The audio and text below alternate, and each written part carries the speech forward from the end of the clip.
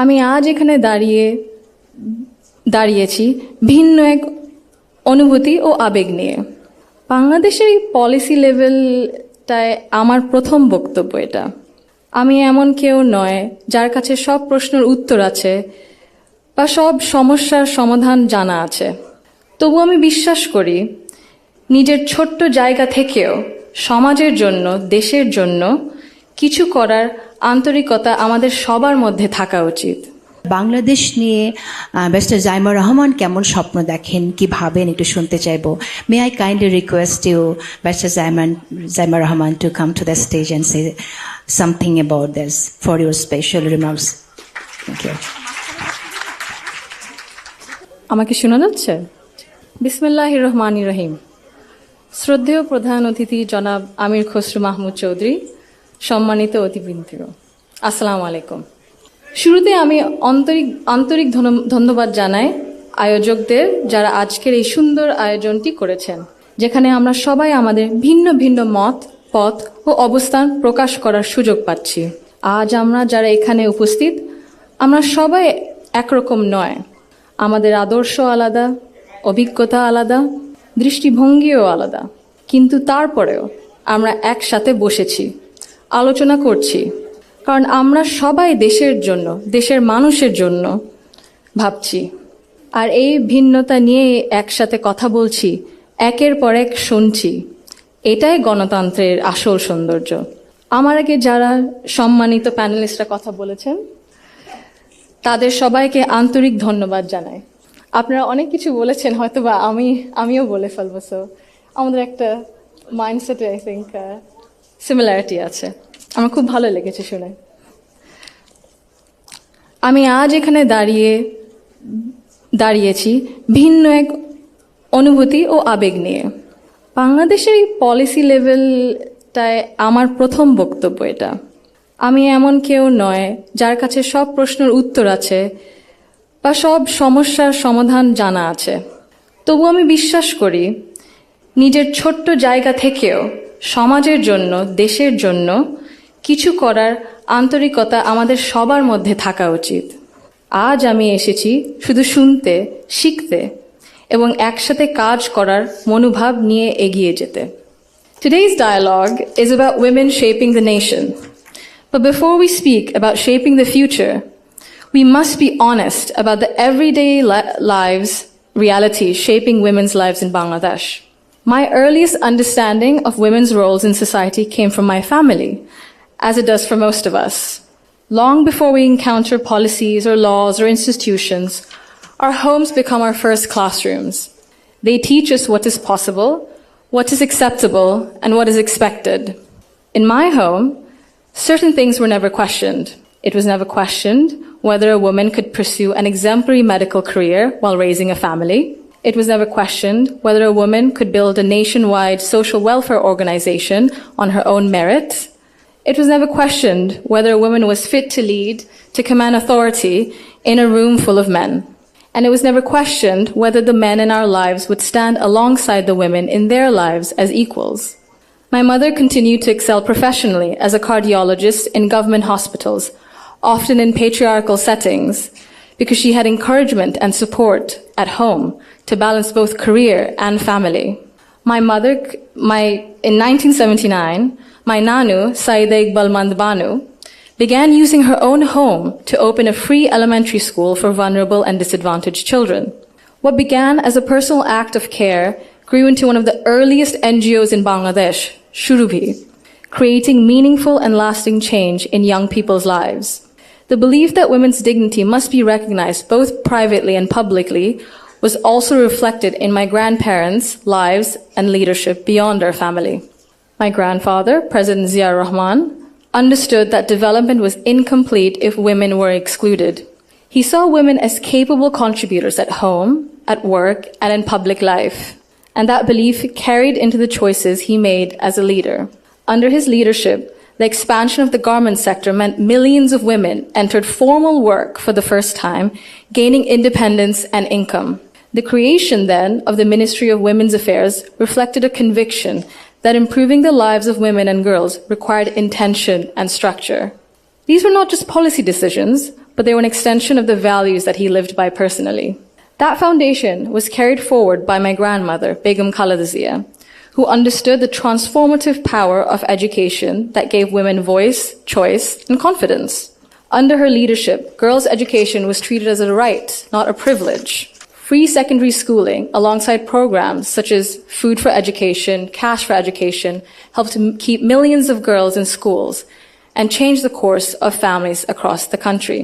Her female secondary school assistance project achieved gender parity for the first time in secondary education and became a model replicated beyond Bangladesh. আমি যদি একটু সময় নিয়ে actually একটা ঘটনা মনে এসেছে দাদুর ব্যাপারে এটা বলতে বলতে দাদু যখন আমাদের সাথে লন্ডনে ছিলেন গত বছর প্রথমের দিকে উনি যখন এসেছিলেন তখন হাসপাতালে ছিলেন কিছু চিকিৎসার জন্য ওখানে বিভিন্ন দেশ থেকে নার্স ছিল ডাক্তার ছিলেন এবং একটি নার্স ছিলেন নাইজেরিয়া ওয়েস্ট আফ্রিকাতে আম্মা আব্বা একদিন দাদুকে সকাল সকাল দেখতে গেছিল তো নার্স তারপরে বললেছে যে ও আমি তো আপনার মাকে চিনেছি আম্মু আব্বু বললো কিভাবে আপনার মাই প্রথম ইলেক্টেড প্রাইম মিনিস্টার বাংলাদেশের না আম্মু আব্বু তো অবাক হ্যাঁ আপনি কিভাবে জানেন তো নার্স তারপরে বললো যে আপনাদের যে উনি যে এত কিছু করেছেন এই মেয়েদের শিক্ষার জন্য specially primary education food for education cash for education এগুলো আমাদের সরকার ওই 35-30 বছর আগে দেখে ইমপ্লিমেন্ট করেছিল আর ওই কারণে লক্ষ লক্ষ মেয়েরা গ্রাম অঞ্চলে ওদের দেশে গ্রাম অঞ্চলে বিভিন্ন জায়গা সদরে এখনো শিক্ষা পাচ্ছে অন্তত প্রাইমারি এডুকেশন লেভেলে সো ভাবলাম একটু শেয়ার যদি করি এখানেই করবো আপনাদের সাথে জি She also understood that education alone was not enough if women were not supported to remain in public and economic life. Supporting women to access credit, build livelihoods, and grow small businesses mattered. So did recognizing the realities of motherhood, of childcare, and that required systems being strengthened around maternity leave and childcare, which she did. That is because women were made to choose between family and participation in the economy. For me, these legacies show the values that I saw both reflected at home and in public. I was privileged to grow up surrounded by exceptional women, confident, capable, and accomplished. I was equally fortunate to have male role models, including my father and my grandfather, who valued those women and never felt threatened by their strength or ambition. In fact, the four most important people in my father's life, in my opinion, have been women for decades. And he has treated them with deep respect and reverence, not as an exception, but as the norm. Because of this, I grew up with what I now recognize was a skewed understanding of society. Living between Bangladesh and the UK taught me something important. Policies and access alone do not create equality. You can expand education, pass laws, set national targets. But if social norms and daily expectations and mindsets remain unequal, empowerment remains fragile. This is not about overt discrimination. Inequality often survives through habit and comfort, through what feels normal. In Bangladesh, women still perform around 85% of unpaid household and care work, spending over 7 times as many hours as men on this labor each day. This work is valued at 19% of our GDP and remains largely invisible in economic planning and national decision-making. This makes something very clear.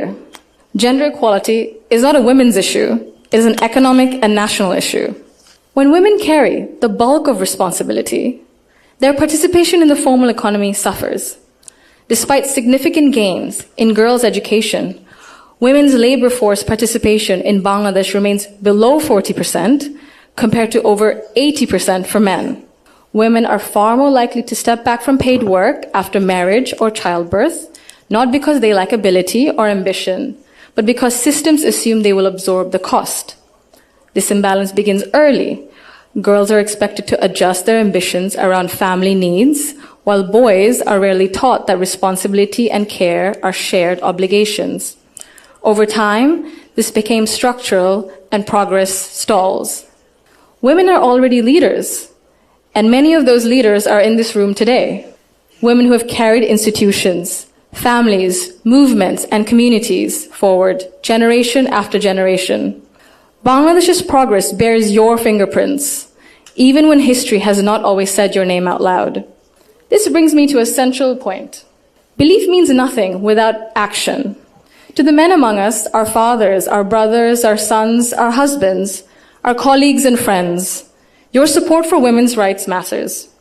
Your celebration of women's success matters, but equality cannot survive on words alone.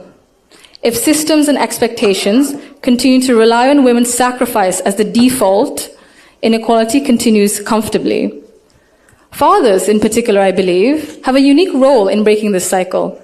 I'm an only child, and I never was once made to feel that my parents wished for a son instead. My father once scolded someone for even asking that question. He understood that while I was treated with respect and care at home, the world outside would not always be the same. So he made sure that I could navigate it with confidence. What shaped me were not his speeches, but his consistency.